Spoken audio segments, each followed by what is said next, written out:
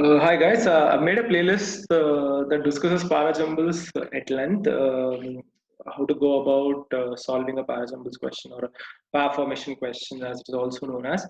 Uh, Seems to be a nemesis for a lot of students, CAT test takers. While some students seem to have the code cracked, others perpetually keep struggling with this. Feels like an enigma. Uh, there are two things to understand here. One, yes, there is a method. Yes, there are certain tricks to go about paragrams. Yes, it depends on your understanding of grammar, vocabulary, and critical reasoning, as always. Second part is that a part of the mystery around paragrams is also because it's like a scam in verbal aptitude. I mean, to hit the nail on the head. Someone thought it's a funky way of asking a question, and therefore parables came into origin. But it doesn't have a strong logical foundation or grounding, unlike RC passed questions or even summary questions. These are all para completion questions. There's a logic, thorough grounding. Parables, on the other hand, just funky. And I wanted students to be aware of that method is important. You need to know certain things to have uh, a better chance at cracking them. But at the end of the day, you have to be aware of some of these caveats that I'm going to discuss here. Quick disclaimer: this video is not to help you with solving parasamples. This video is to tell you what you should know before you learn to solve parasamples. In the subsequent videos, I have discussed how to go about parasamples, but this video is particularly to set the base, right? To set the expectations, right? Because many a time students are carried away by not carried away, rather carried away is positive, but you tend to get deflated or demotivated when you don't get parasamples right, and seem to be getting the order wrong almost always. And then when you ask someone, especially a teacher, they tend to make it look very simple or easy. uh, it's important to understand here that once I know the answer, it's very easy to justify. I mean, human beings are amazing at justifying anything, right? You can justify global warming, pretty much justify anything.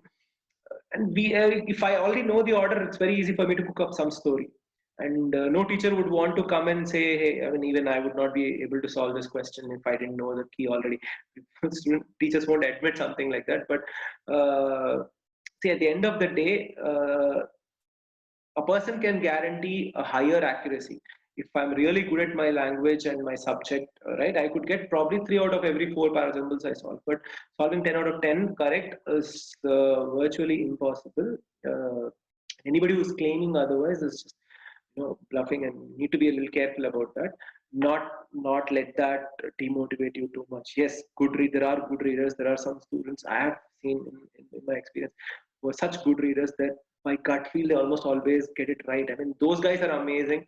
And I mean, they have a sense for the language, and they know, without being able to explain the logic to somebody else, they know what fits with what. They know what sentence cannot come by the sense of sound, because they've read so much, right? That those are the kind of students who deserve respect. There are some teachers who are like that, but teachers cannot just say I went by gut feeling. Therefore, they always try to give you a justification. That justification does not always convince you, and there's a reason why the justification doesn't convince you. Okay, number one, not all parasamples are solvable. I want you to remember this. At the end of the day, a good the question, right? The quality of the question depends on the quality of the question setter. How much love and care the question setter has set the question.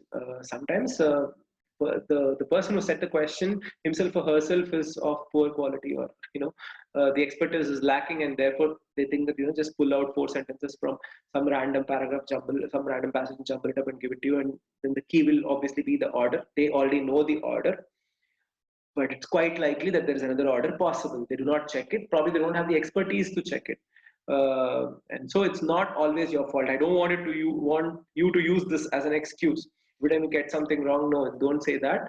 What I wanted to know is there will be that odd PFQ that will just blow your mind. You're not able to understand why it is one particular order and not the other. The text solution is not convincing, the video solution. So whatever it is, wherever you pick them up, the teacher solution in the class, the discussion, nothing makes sense. And it's quite likely that the question was unsolvable to start with, but nobody's telling you that, because obviously the question setter wouldn't say, right, hey, I don't know why your answer is wrong.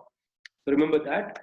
Secondly, a group of sentences can be ordered in multiple ways, and the author just picked one of those. This is something I try to remind students time and time again. See, a question setter, a lot of bad question setters, and there are a lot of them. These bad question setters are everywhere these days. They tend to go with the assumption that if there is a particular order of sentences in the article or in the essay, that's the only possible order. That's not true. Okay, as someone who writes for a living, I could tell you that, you know, if you take 4 sentences, unless there is hardcore grammar that connects the sentences, okay, like there is a pronoun pointing to the previous sentence which has a name, okay, then I can't put the pronoun sentence before the name sentence. That's grammar binding the order. But when the grammar is not binding the order, okay, and when you do not see that but or however following from a previous sentence, these are all grammatical connections which are binding the order. Sometimes there is a bigger idea and a smaller idea, so it's a logical flow. Sometimes these are missing. Sometimes you see two equal quality sentences, right? So for example, I could talk about the beauty of North India, and then I could talk about the beauty of South India. There's no way for us to figure out which sentence should come first. These are called lateral arguments in critical reasoning parlance. And you cannot look at these 2 sentences and say this comes first or that comes first. You can't. I mean, yes, this is where somebody forcibly tries to explain north comes first and then south. Just prejudice, nothing else. So it's important for you to remember this, and therefore look for grammar, tone, and critical reasoning explanations, and try to figure out if that explains to you why your order is wrong. Okay, and one in every 20-25 questions you would find a particular group of sentences where you cannot figure out the order because there's no grammar binding those sentences. And you should also stay away from such questions, whether it is during your practice or in the mocks or in the final exam. In CAT, stay away from questions where there is no grammar to help you out, or there are no logical connectors that you can search for to help you out. See, all these grammatical words, word connections, contrast markers that I'll discuss in subsequent videos, there'll be only about 60 to 70 of these words. All of those words put together won't be more than that. At most, 75 words. Words like he or she or then or already, or words like these, right? Instead, for example, thus and therefore. These are connections. Don't try to solve paragrams which do not have these connections, because then you do not know what you're going to find in that particular paragraph, and it's quite likely you wouldn't be able to figure out the critical reasoning flow. Sometimes you can solve a paragraph without word connections, using upstream and downstream arguments, and critical reasoning logic premise is there, and then the argument obviously follows from the premise. You need to be really good at critical reasoning to make these calculations, but they will end up consuming a lot of time, and sometimes even that logic is missing, and then you would just see that the order won't make sense, or the order is not the only possible order, and you shouldn't panic. Thirdly, there are methods to try and solve a parajumble question, yes, like I've assured you, and which we'll discuss in subsequent videos. But in this intro video, I want to remind you that irrespective of how good the text solution is, how good your teacher is, at the end of the day, it's impossible to mathematically prove that your answer is wrong. Okay, that's why again grammar connections and critical reasoning connections are important. If those connections are not there, just some group of 4 sentences. 1, 2, 3, 4 is the answer because let's say that's how the source says it is. 2 and 1, 2, 4, 3 may also be the answer, and I cannot prove that 1, 2, 4, 3 is wrong. In maths we can, in parasymbols we can't. That's why I don't like this particular question model. It's just it's scam almost of sorts. I keep using that word because there's no rule, no style guide. The Chicago style guide doesn't talk about it. No grammar book talks about it. There is no specific rule that this is the only way in which a paragraph can be written. There are rules around grammar. That's why you can take the help of grammar to solve a parasymbols question, PFQ question.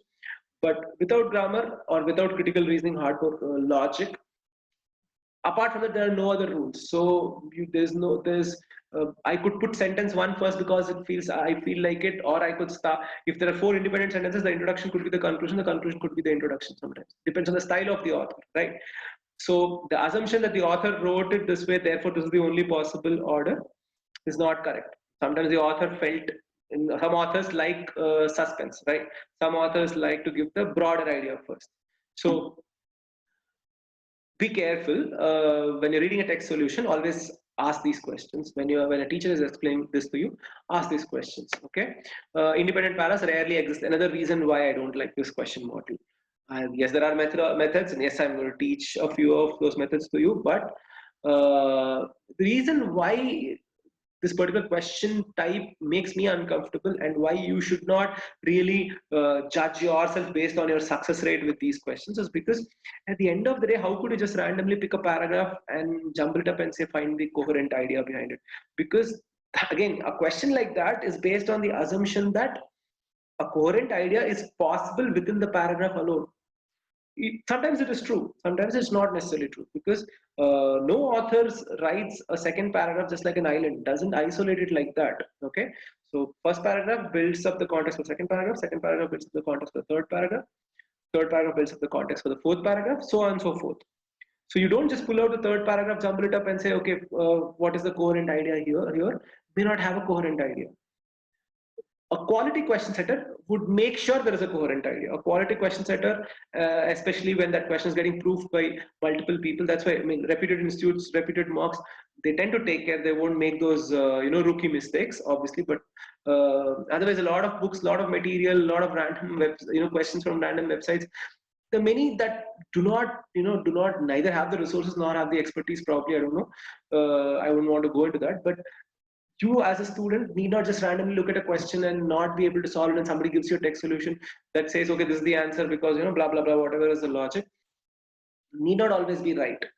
Okay, so you have to strengthen your reading to be able to go back to the source, find the source. Source obviously is easy to find. Just Google one of the sentences and you find the source. If you're not finding the source, that's again a red flag on the question. Should be able to find the source. Sometimes look for books. Sometimes parasamples are taken out from books instead of from websites. Find the source. Once you find the source, check the original content. Okay. Sometimes the original content gets tampered. Now, quality questions it does deliberately remove certain parts to make it easy or difficult, but they know probably, hopefully, what they're doing. The not so good question setters randomly remove connectors to make the question difficult, but they wouldn't realize that removing that one or two words upsets the balance of the paragraph. And really good readers get these questions wrong. Okay, that's why you need to rely on yourself and trust yourself. Sometimes really good students, I've noticed, people who generally get above 99% get a few questions wrong, parasamples wrong. Invariably, it will be because the question is bad. It's not that the student's bad. That's why their sense kind of questions the question itself. Right, something feels off with the question, and when you go, and that's why I always check the source. Every question that you got wrong or could not understand, check the source, see what the context was. Okay, and then come back and see if the context is influencing the order. You need to put in this kind of analysis instead of solving 500 parasamples questions. It makes more sense to solve 20 or 25, pick the source, and then good quality parasamples questions from good sources, reliable sources. Check the text solution, check the context, see why you were wrong, why did you not catch the order. Okay, it's that kind of analysis is very important. Finally, something a lot, I do not understand the behavior of a lot of students, but generally they tend to be condescending towards verbal ability, especially CAT students, not GMAT and GRE students. But I see this attitude in CAT students. Don't give BRC the kind of importance it deserves, and when they give it importance, it's as some voodoo subject. Some tantra is going on. You do not really know how to go about it. That's not true. Give verbal ability the respect it deserves, just like maths, and treat verbal ability with the same logic and rationality that you treat maths with. For example, if you do not maths, you have that unflinching belief in the fact that a question should be solvable, isn't it? That there's a logic behind it, there's a rationality behind it. The same is true for every single verbal ability method. For an RC passage, critical reasoning, grammar, there are rules. Okay, it's like a science. You treat it exactly like maths. You solve RC passages and verbal ability questions exactly like maths. If a text solution does not, so you should expect that logic or rationality from yourself and from the question setter, or from your teacher. The teachers also you follow, or the explanations that you follow, they should all be giving you that logic.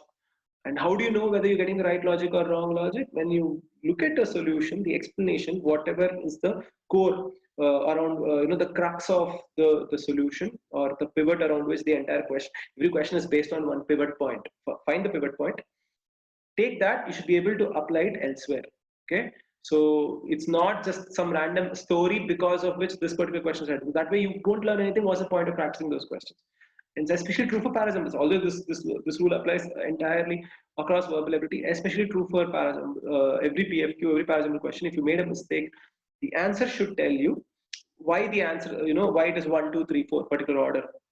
You got 1, 2, 4, 3, let's say. Okay, somewhere in the text solution you should get the answer to what mistake you made when you put 4 in front of 3 when you should have been putting it afterwards.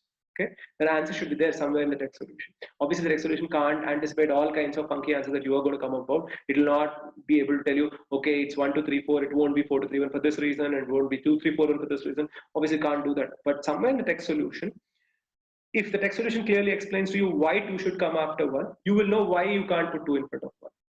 Okay, that learning is what you apply elsewhere, and that learning is what you should seek. Without that, you could solve hundreds of questions. It wouldn't make any sense. That even RC passages. So the baseline is that you treat verbal ability like you treat maths. You give logic and rationality to it. You expect logic and rationality out of it, especially from the teachers, especially from the questions. Okay. Um, and then I gave you these 5 caveats, but again, the disclaimer, I am not arming you with excuses for yourself. You get parasamples wrong and then you say, hey, this mad guy in some random video on YouTube told me that parasamples are unsolvable and give so many reasons. Okay, no, I'm not arming you with excuses. What I'm trying to tell you is that you need to be aware of the context of a parasamples question. Okay. Parasamples question predominantly favors really good readers, really fast readers, because you have a sense for the language, you read those sentences faster, you almost always end up knowing what fits where. So should you give up on parasamples? No. Okay. The 5 points that I made earlier are not excuses. I'm trying to tell you not to get demotivated by that odd, unsolvable, difficult question. I don't want that to be playing on your mind. What I want to tell you and what you should be learning is that parasamples is all about the time game, right? So instead of wasting 3-4 minutes on one question and then getting it wrong, you're building pressure on yourself and it looks like a bad deal. Instead, what you should do is try to solve it faster. How do you solve it faster? A, should be a speed reader. Obviously, can't be reading at 600 words per minute, but you should read as fast as possible. 200, 250, 300 is great. Even if you're reading at 200, strengthen your grammar, strengthen your vocabulary. Automatically, your reading speed will go up. Okay. Have a method. We will discuss some of those methods in the subsequent videos. If you know step 1, step 2, step 3, whenever I give you a parasamples question, if you have a particular order of going about things, okay, step 1 I'll do this, step 2 I'll do this, step 3 I'll check this, step 4 I'll check this, then you practice those steps again and again, you get faster and faster, right? Because parasamples question is not about just reading and rereading the sentences again and again. You have to search for certain things in a particular order and connect things in a particular order, right? So if you know all the steps and you're practicing those steps again and again, you obviously get faster. And that's the deal. It's not about solving every parasample question. Out of 4, there could be one unsolvable question. The idea is that your skill should protect you from that question. Okay, you should know at one glance, okay, this is not the question I'm going to try. Okay, and we'll also discuss that in subsequent videos. So you need to be able to pick and choose. Okay, out of these 4 parasamples, these 2 I can do, these 2 are very difficult. Once you pick those 2, how do you pick? You pick based on those grammar words, those connectors, and we'll discuss what are those various words in subsequent videos again. Once you pick them, you should be able to solve them faster. 2 minutes, maybe 1.5 minutes. But let's say you got 4 easy parasamples. If you're lucky, and you got 4 parasamples which are all easy, 1.5 minutes each, 6 minutes, you should be able to solve. Even at 50% accuracy, you're scoring 6 marks in 6 minutes. And if you look at previous scores, you know that if you're scoring a mark per minute, you are in the high 90s as far as percentile is concerned. That's what's important. You can't take 3-4 minutes for a parasample question. Should you leave parasamples questions without even touching? You should not. That's a great mistake, blunder, because no negative marks, right? Parasamples and ordinal questions you can solve as fast as you can. And towards the end of the exam, you can't do RC passages. Very bad idea to be ending the section with RC passages, because RC needs time sometimes and you can't rush through things, right? So you don't want to be touching RC passages once it's beyond 50 minutes. So the last 10 minutes, you always stick to para-symbols and odd one out, and if you are comfortable, para-summary questions. But para-symbols and odd one out, you can be fast. You can, even if you can solve an odd one out question or a para-symbol question, for example, even in 1 minute, if it's an easy question, right? And you have practiced enough or trained yourself to identify what constitutes an easy question, a subject that you are familiar with. You can see connector words right on the left side, a few of them. You can see about, however, you can see some pronoun, you can see some date. You know that's an easy question, right? So it's important to pick and choose. Even if you've made up your mind that you're going to solve all 4 para-symbols questions, thumbs up if you have that kind of an approach. Make sure solving it in under 2 minutes, 2 minutes each. That's 8 minutes for 4 questions.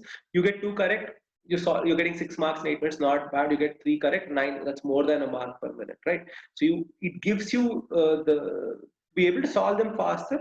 Gives you some space, some room, breathing, some elbow room, some breathing space, isn't it? So don't give up on para-symbols. At the same time, don't let that one stupid question set by some stupid question setter who did not put in the effort that a para-symbols question deserves. Don't let that question demotivate you. That's all. That's why I made this entire video, to help you understand that there will be unsolvable questions, there will be incomprehensible text solutions, because the hindsight bias, right? I mean, if I know the order once, I can just justify it whichever way I want to justify, isn't it? uh, and finally, no point asking people where can I find. I mean, this is a question I get a lot from students. So where can I find questions to practice para-symbols? Why do you want to rely on some random material which may not even be good? Some questions that are probably underpaid questions that doesn't know what he or she is doing. Just ask your study partner or your friend, whoever, if that person is putting in enough reading practice, just ask that person to pick up paras, jumble it up and give it to you. Okay, do that. For every 10 articles that that person is doing, you get 10 para-symbols questions. So ask them one particular question, para-symbol question per article. Just they have to jumble it, pick one part of that essay and jumble it up and give it to you.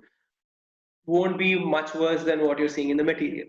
Again, if you remember all the caveats, sometimes randomly a paragraph may not make sense. So every time you get it wrong, it's good practice for you. Number one, when you get it right, great. When you get it wrong, go back, check the origin. The source, check context, check why you got it wrong. Don't rely on some text solution trying to explain to you the order. When you look at the order in the source, you will automatically understand why one sentence came after the other sentence. No text solution needs to explain to you why two has to come after one, isn't it? So always rely on the source rather than, only when you don't understand in questions in high quality mocks, the text solution will also give you reasonable amount of information. But check the source, see why you got it wrong, see what you could have done better. Every day you're doing 10 to 15 questions, just your friend jumbling up sentences from high quality essays, that's more than enough. Okay, hope this video helps you helps you get the right uh, mindset, the right frame of mind to be able to solve para-symbols. In subsequent videos, I'll discuss how to solve the easier ones and the difficult ones, what to look for, what to avoid. Okay. Until then, thank you very much.